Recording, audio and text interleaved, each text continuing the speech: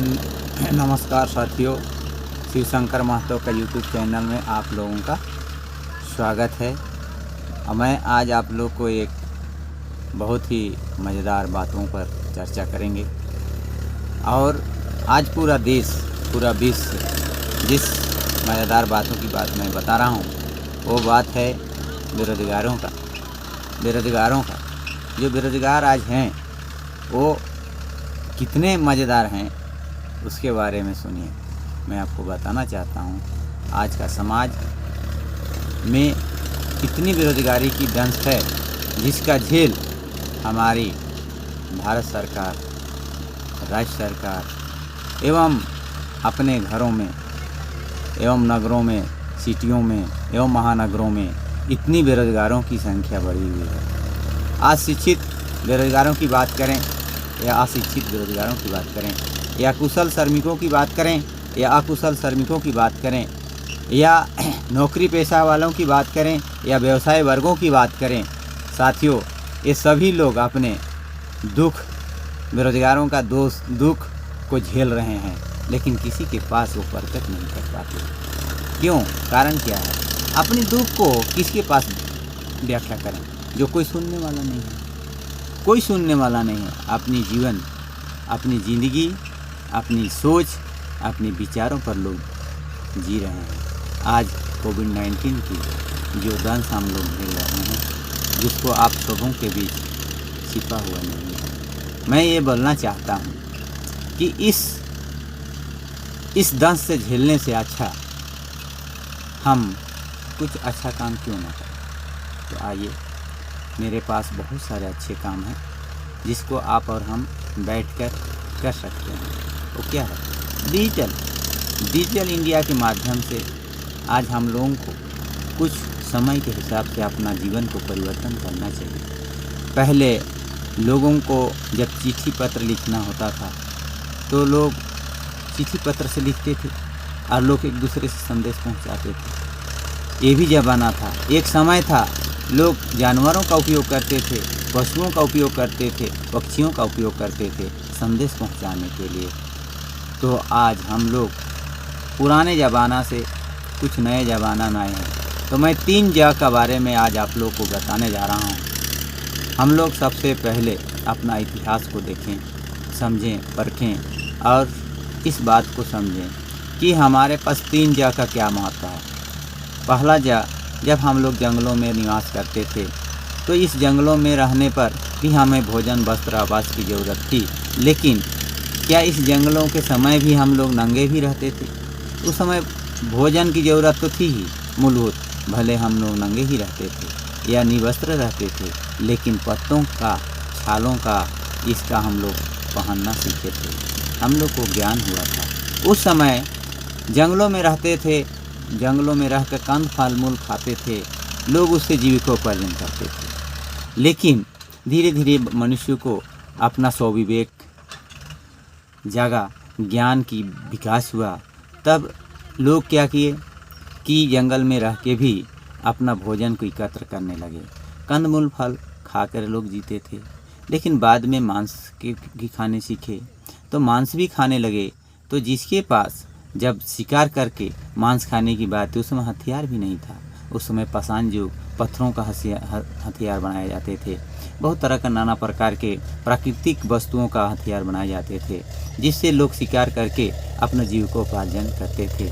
मैं बार बार भी बोलता हूँ कि जीवन और जीविकोपार्जन दोनों एक दूसरे का बहुत अनुन्याय संबंध है या अनुपूरक संबंध है। इसलिए मैं आप साथियों मैं बोलना चाहता हूँ कि आप लोग इस ज़माना में जिसके पास सबसे ज़्यादा जानवर हुआ करते थे, वो जानवर को लोग एक बाड़ा में रखते थे और उस बाड़ा में रख कर जो जानवर का जो शिकार जिस दिन नहीं होता था, उस दिन उस बाड़ा के अंतर्गत जो शिकार किया हुआ था उसको ले जाकर लोग एक दूसरे से खाते थे, पीते थे। तो इस तरह से जिसके पास सबसे ज़्यादा जंगल में जानवर का बाड़ा रखा था वो सबसे बड़ा आदमी हुआ करता था। इसलिए उस समय का जंगलों में रहने के समय भी जिसके पास ज़्यादा जानवर, वो व्यक्ति सबसे ज़्यादा धनी मानी व्यक्ति कहलाता था, अमीर कहलाता था। मध्यम युग में आइए हम लोग जब जंगलों से आ गए ज़मींदारों की प्रथा में, जब ज़मींदार जिसके पास सबसे ज़्यादा ज़मीन हुआ करता था, जो ज़मींदार की प्रथा थी, जिसमें ज़मीनों पर जिसके पास सबसे ज़्यादा ज़मींदार वो सबसे ज़्यादा अमीर हुआ करते थे।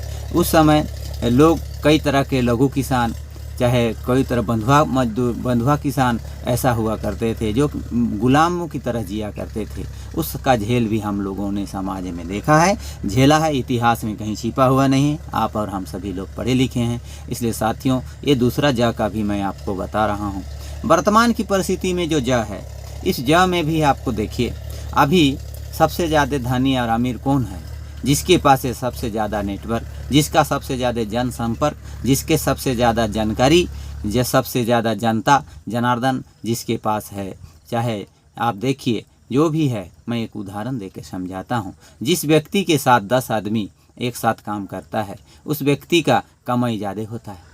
जो व्यक्ति सामूहिकवाद को ध्यान देता है, उसका इनकम देख लीजिए उठा के। आज बड़े बड़े उद्योगपतियों की आप देखें तो उसका छोटी से लेके बड़े से बड़े धंधा जो चलते हैं, वो किसी न किसी रूप से नेटवर्क से संबंधित है।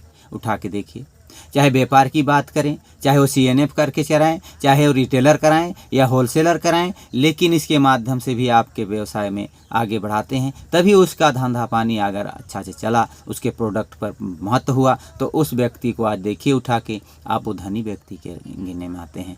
साथियों, अकेला वही मजदूर के रूप में काम कर सकते हैं। इसलिए मजदूरी के रूप में करने से हमारा शरीर का उपयोग होता है, जिसमें हाथ पैर या पूरा शरीर का उपयोग करके हम दिन भर 24 घंटे में अकेले 12 घंटे 18 घंटे 22 घंटे तक काम कर सकते हैं, लेकिन कदापि हम अमीर व्यक्ति बन नहीं सकते हैं। इसलिए अपनी सोच और अपने विचारों को बदलिए और सामूहिक भौतिकवाद पर जोर दीजिए और सामूहिक लोगों के साथ कार्य करने की एकता को बनाइए, और समाज में इससे एक बहुत बढ़िया संबंध भी बनता है। मनुष्य एक सामाजिक प्राणी होने के नाते समाज में रहना भी वो सीखा है, समाज के साथ जीना भी सीखा है। और कहा गया है कि जो व्यक्ति समाज में सामाजिक दृष्टिकोण से नहीं रहता है, वो व्यक्ति या तो पशु हो सकता है या देवता हो सकता है, वो मानव के रूप में नहीं हो सकता है। देख लीजिए उठा के। मैं इस बात को विचार को रखना चाहता हूँ कि साथियों, एक दूसरे से मेल प्रेम के साथ, एक कोलैबोरेशन के साथ अगर हम कोई भी काम को एक तरह से करेंगे तो कम समय में हम अच्छे से अच्छे उत्पादन बन सकते हैं। और मानव संसाधन विकास मंत्रालय सबसे बड़ा विकास मंत्रालय है, जिसमें आज मानव अपना उपयोगिता को देखिए बढ़ाया, मानव अपना ज्ञान को बढ़ाया, जिसका नतीजा है पूरा विश्व में अपना सभी प्राणियों से सर्वश्रेष्ठ प्राणी आज हम मानव ही कहलाते हैं। लेकिन मानव भी हम पढ़ लिख के अगर अपना ज्ञान शिक्षा का उपयोग नहीं करते हैं तो अपनी माता की अरमान, अपने पिता की अरमान, अपने भाइयों के अरमान, अपने बहनों के अरमान और अपने समाज घर के लोगों के अरमान को हम ठेस पहुंचाते हैं। और रोड में मैं अक्सर यही देखा करता हूं कि आज के नौजवान साथियों, आज के नौजवान युवतियों आज अपना YouTube देखने में, व्हाट्सएप देखने में, चेस्ट करने में, फेसबुक के उपयोग में समय को ज़्यादा गंवाते हैं और अपने माता पिता को एजुकेशन के नाम बहाने पर दूसरे कार्यों पर इन्वॉल्व होते हैं।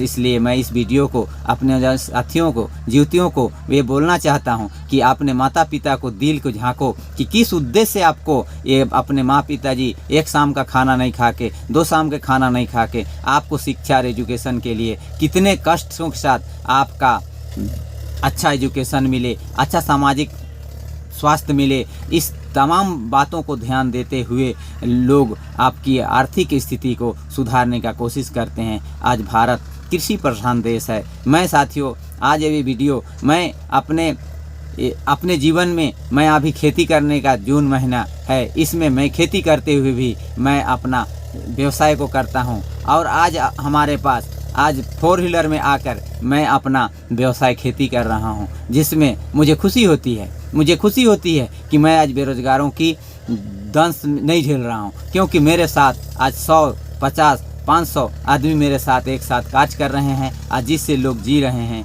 इसलिए नेटवर्क माध्यम का उपयोग कीजिए, जिसके आज देखिए आज मोबाइल लगाते हैं तो उसमें लिखता है नो नेटवर्क कवरेज एरिया।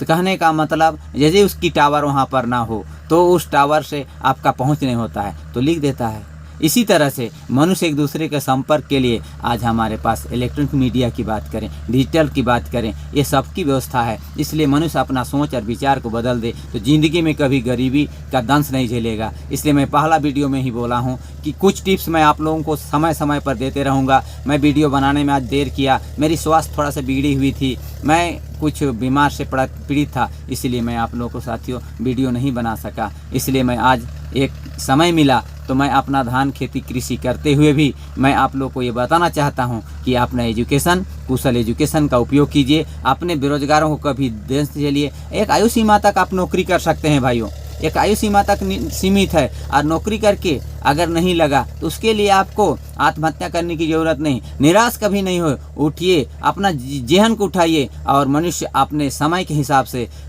कोई ज़रूरत नहीं है कि सरकार ही हमको सरकारी नौकरी ही दे तभी हम अपना जीवन जी सकते हैं। हमारा कर्तव्य बनता है, हम एजुकेटेड पर्सन हैं। आज देखिए उठा के जापान की बात, जापान 1945 में जब हिरोशिमा नागासाकी में जब विश्व युद्ध हुआ था, दूसरा विश्व युद्ध, तो उस समय वहाँ के लोगों को बम बारूदों से अपंगता बना दिया था। लेकिन आज उठा के देखिए वहाँ के लोगों के विख्याता देखिए, आज वहाँ विश्व प्रसिद्ध हो गया आज व्यापार के दृष्टिकोण से। इसलिए हम साथियों इसका प्रयोग करें, इसका उपयोग करें, अपनी ज्ञान क्षमता को बढ़ाएं। मनुष्य के पास एक सॉफ्टवेयर, एक हमारे पास दिमाग है, इस सॉफ्टवेयर में आप रोज़ अपने नए नए सॉफ्टवेयर को अच्छे सोच और विचारों के साथ प्रयोग करके आप लोगों को, समाज को, 4 आदमी को सुधार सकते हैं। इसीलिए मैं ये वीडियो आपको संदेश दे रहा हूँ कि कृपया करके इस वीडियो संदेश को आप समझें और बूझें। मेरे कहने का मतलब आप इतना भी ये नहीं है, बुद्ध नहीं है जो आप मेरी वीडियो को नहीं समझ सकते हैं। साथियों मैं इस बात को कम समय में शब्दों में मैं इंगित करना चाहता हूँ कि 3 हमेशा याद रखिए। जंगलों में रहते थे तो जिसके पास सबसे ज़्यादा